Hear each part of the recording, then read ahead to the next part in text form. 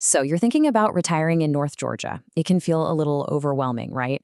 Today, we're going to be your guide. We're looking at 4 cities that are, believe it or not, just a stone's throw apart, but they offer completely different lifestyles. Let's find your perfect fit. This quote from our source material absolutely nails it.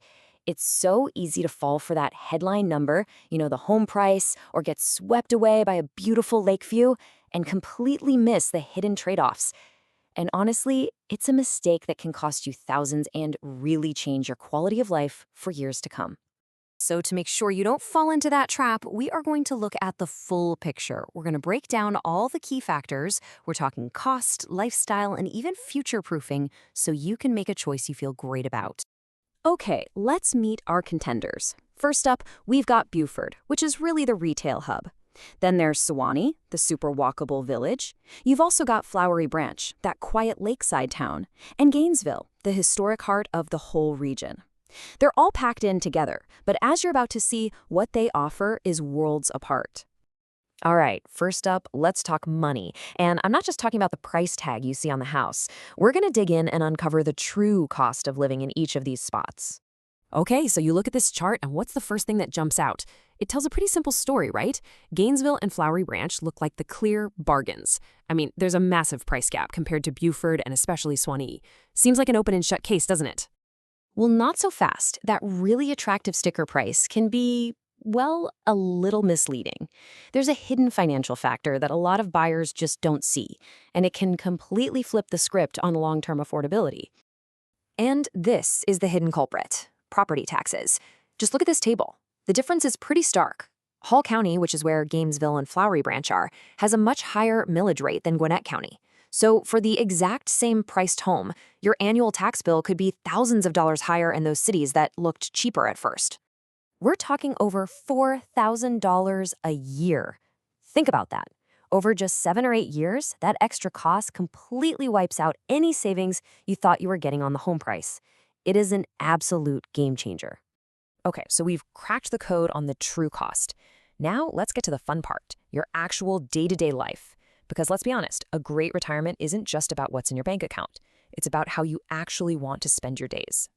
And this is where a place like Suwanee is just in a league of its own. It's actually nationally recognized for its walkability. I mean, just imagine leaving your car keys on the counter and strolling to dozens of restaurants, cafes, and shops. In the other 3 cities, you're pretty much driving everywhere for everything. And that's not just a convenience thing. It's a huge factor for staying independent as you get older. Now, besides the town center, there's another huge lifestyle factor here: Lake Lanier. The big question you have to ask yourself, and be really honest, is this: are you a daily user or more of a weekend visitor? Because you are going to pay a very steep price for that waterfront view. Yeah, the premium for a lakefront home is a hefty 20 to 30%, but that's not where it ends. You're also looking at potentially thousands a year in flood insurance, plus all the ongoing costs of just maintaining your dock and seawall. The source material is really clear on this. If you're not going to be on that lake more than 50 days a year, you are probably overpaying for a lifestyle you're not even fully using. A lot of us see a high HOA fee and get immediate sticker shock. But this chart really pulls back the curtain on what you're paying for. That monthly fee, it often bundles things like all your landscaping, exterior maintenance, and even reserves for a new roof, stuff you'd be paying for out of pocket anyway. It's kind of like you're just prepaying for a maintenance-free life. So we've covered the costs, we've covered the lifestyle, but there's one more really crucial piece to this puzzle: future-proofing. This is all about thinking beyond today and planning for the person you're going to be in 10, 15, or even 20 years from now. This is really the core idea here. The things that seem super important when you first retire, like, say, a short commute for a part-time gig, are going to be very different from what matters later on, when having access to top-notch healthcare might suddenly become your #1 priority. And speaking of healthcare, the options here are really distinct. In Gainesville and Flowery Branch, you get the peace of mind of having a top-level trauma center right there for major emergencies. But on the flip side, Buford and Suwanee have a much higher density of day-to-day doctors and specialists for all your routine care. The right choice really just depends on what kind of access you want to prioritize for your health down the road.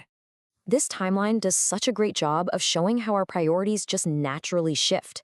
What feels essential at 60, like that part-time commute, might become secondary by 70 when being close to grandkids is everything.